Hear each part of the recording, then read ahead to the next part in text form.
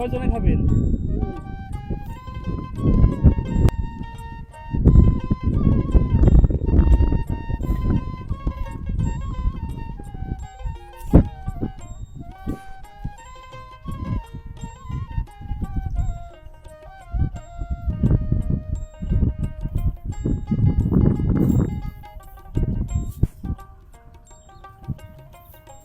কাজ করতেছেন কি খেতে?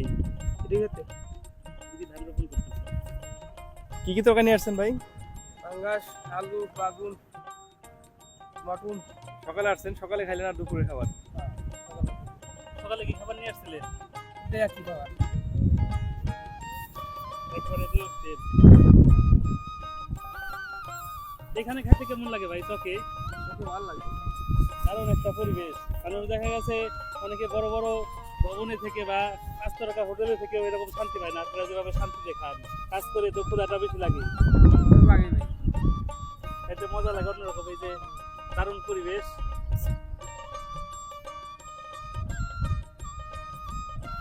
কেমন লাগে চকে খাইতে?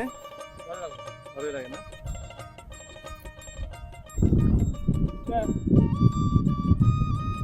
ও কি হয় আপনার?